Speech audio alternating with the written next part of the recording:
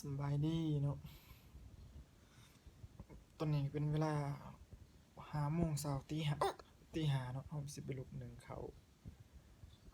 ไปเบิ่งมากันเลยเนาะตอนนี้ก็ได้ดังไฟเรียบร้อยแล้วเนาะเดี๋ยวจะเอามาหนึ่งมาใส่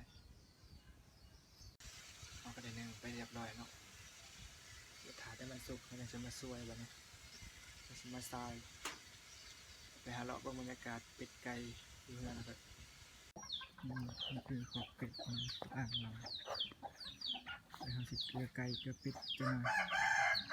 ขึ้นเอาเขาอยู่ลองเมื่อกี้ละเราจะเชื้อแล้วโอ้ยเบาแห้งกับทันใดเริ่มตื่นแน่ไก่กับบะร้ายดอกเป็ดกับบะร้ายดอกกินหมดแล้ว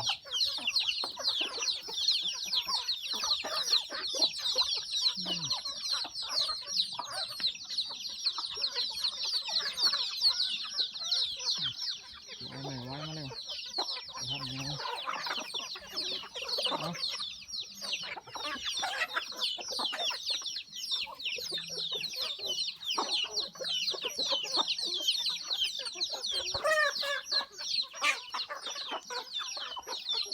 กินเนี่ยกินน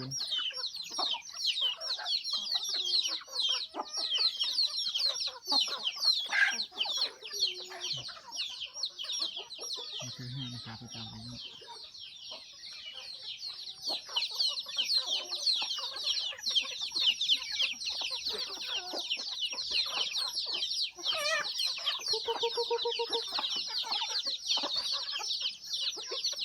แล้วเราจะได้ให้เบิ่งหมอเขาฮะ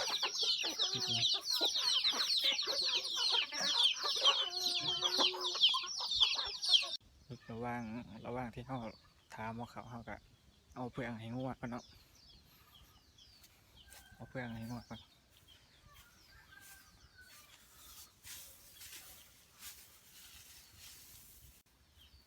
เพื่องโคนเป็นปันเอาบไดซีเนาะในเฮือนเอื่อยเพื่องไปยังไร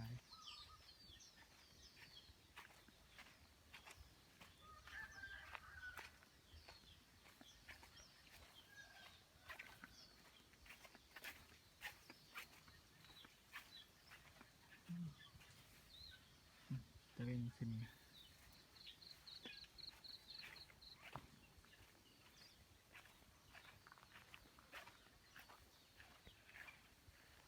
บรรยากาศบ้านครับ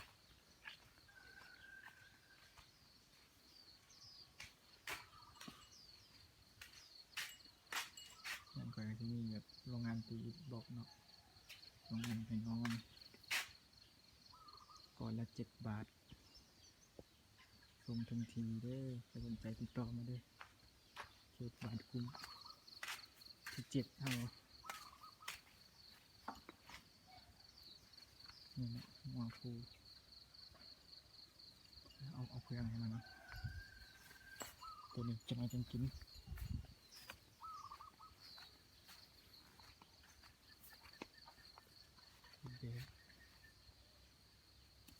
หิวบ่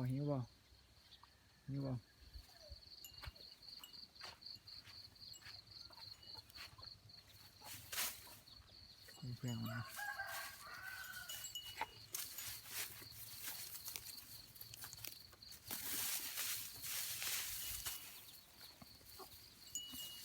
กิน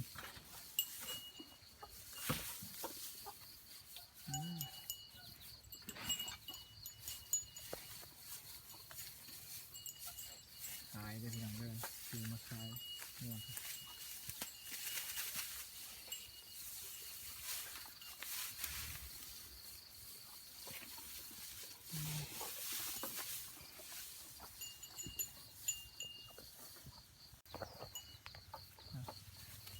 ตัวนี้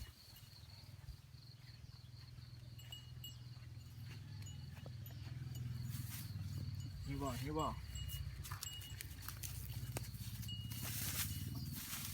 เอากินมันยังยานมาตัวนี้ เดี๋ยวจะไปให้เบิ่งบอลตีอิฐบล็อก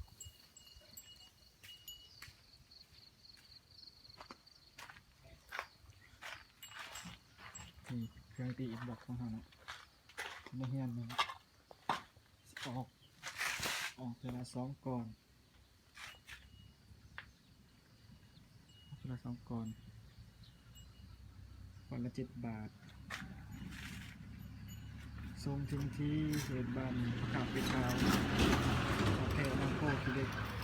ทันดีรถส่งเขากับมีรถฮุนไดตอนนี้คือจะเอาไปเวียง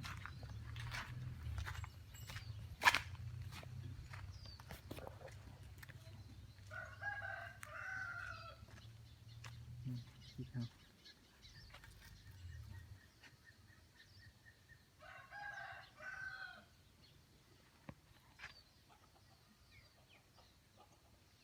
แกงเตยต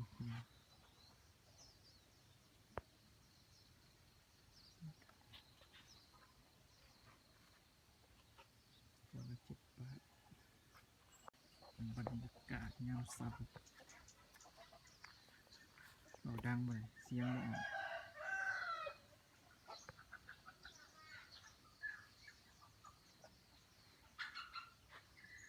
เดี๋ยวเราจะไปเบิ่งไฟมาเขาก่อนว่าขึ้นแล้วบ่ไม่ได้มาเขานี่ขึ้นแล้ววะกำลังขึ้นเนาะเดี๋ยวเรากับมาทรายมาสวยกันหน่อยเดี๋ยวระหว่างที่เรากับไปซ้อมกีตาร์กันคราวหนึ่งจาก15 นาทีเดี๋ยวเราซ้อมกีตาร์เนาะที่ซ้อมแบบขั้นพื้นฐานเนอะบนได้ซ้อมเพลงเพราะว่าเขากำลังเรียนหัดเล่นนะที่ซ้อมแต่ละมือที่ซ้อมแต่ละนี้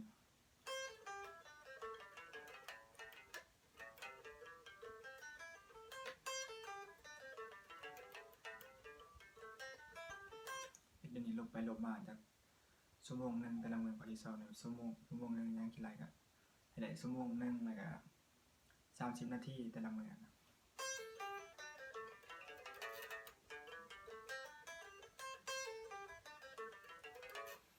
อาจารย์มันว่าเห็นเล่นนี่ให้มันลื่นๆเขาจะค่อยพัฒนาไปทีละหน่อยเนาะเล่นกีตาร์ทันได้เก่งเนาะกันดิค่อยเล่นเฮียนไป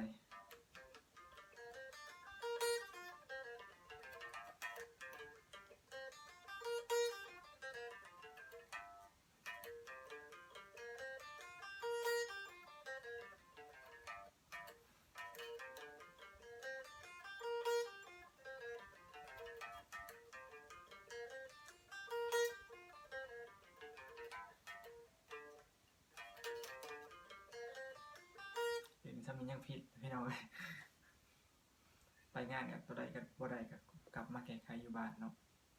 ว่าเพลงกับเล่นผิดเป็นพลาดก็เลยแบบเอาอย่างอ่อนแรงเลยมาแก้ไขเอาป้างบนจักรแล้วก็มาแก้ไขปรับตัว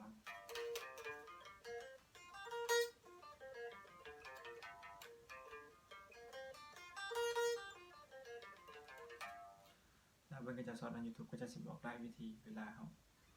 สอบให้นิ้วเร็วเนาะตอนนี้นิ้วเขาบ่เร็วเล่นได้แบบมันบ่รวงแล้วมันบ่คมเล่นกันดิบางคนก็สอนให้เล่นนั่นเอง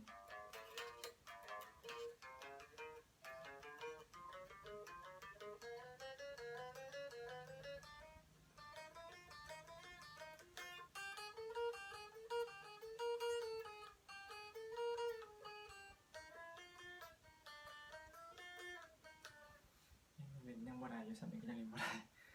ยังขัดอยู่นะต้องคอยเล่น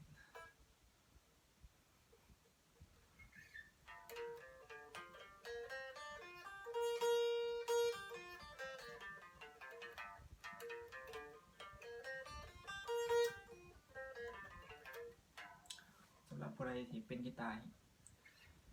ที่เก่งเลยก็แนะนำให้วิธีสอนในเด้อเนาะเพราะว่าคอยก็ทันได้เก่งอยากให้ไปมีหยังกับมินบอกในเด้อติดตามคอยในเด้อบอกแห้งกับอะไรเสียงมอง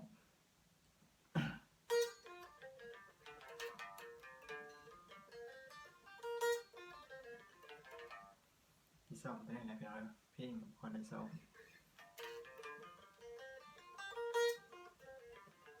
เพราะตอนเห็นกีตาร์ใหม่คือแบบเ ล่นโลดนะเล่นเสียเพลงเลยมันบ่ได้ซ้อมแบบนี้เลยบ่ได้เคยเฮ็ดสเกลแบบนี้เลย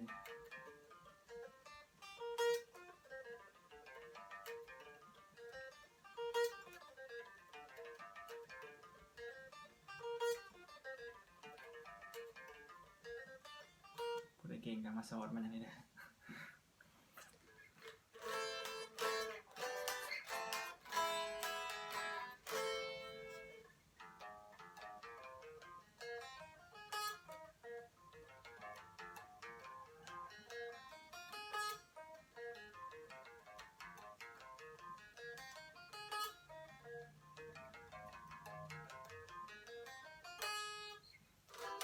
เพลงที่มักเล่นผิดก็คือเพลงมีเพลงนักเลงเก่าอยากมักเล่นผิดเอง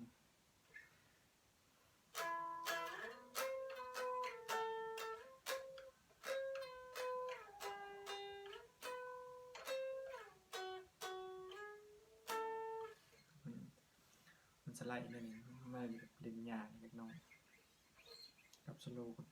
อยากผิดเพลงนี้คือว่าอ่อนแฮงไปจองขนาดหักยังบ่ได้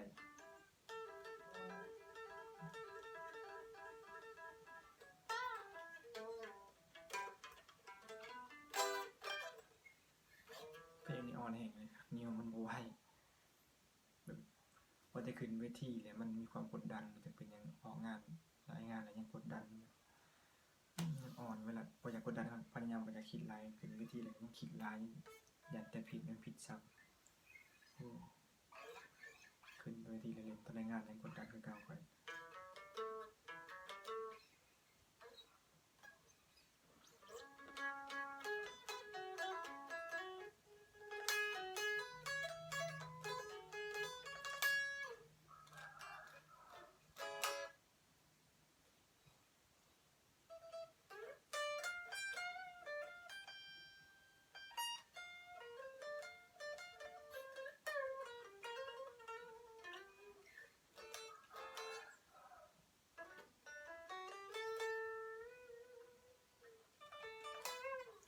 เดี๋ยวเอาไปเบิ่งหม้อขาวเขาก่อนสุกแล้วก็จักปั่นนี่ไฟหม้อขาวไปเบิ่งไฟหม้อขาวเขาก่อน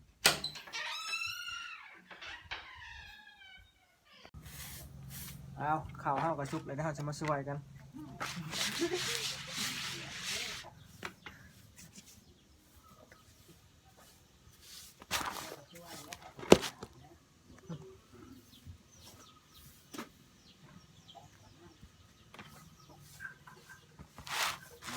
บ่ได้ยากต้องช่วยเขา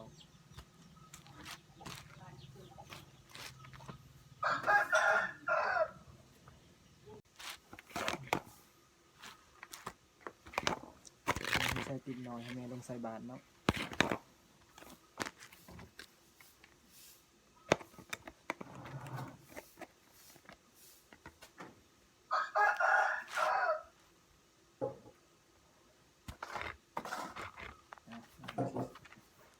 ติดง่ายนะ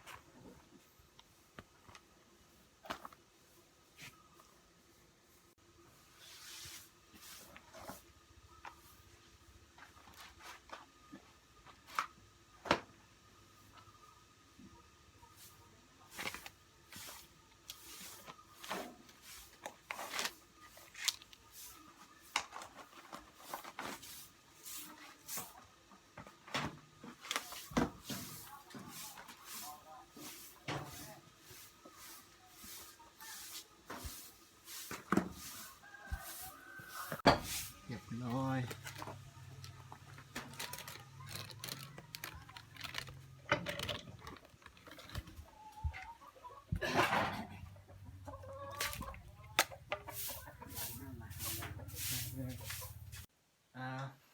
คลิปนี้ก็จบไปสำหรับก่อนเนาะแล้วคลิปหน้ายังว่ากันใหม่ฝากกดไลค์กดแชร์กดติดตามด้วยพี่น้องเด้อส่องถ่ายซูแนลส่องใหม่เขาเองเดี๋ยวสิสอบมิตาต่อสบายดี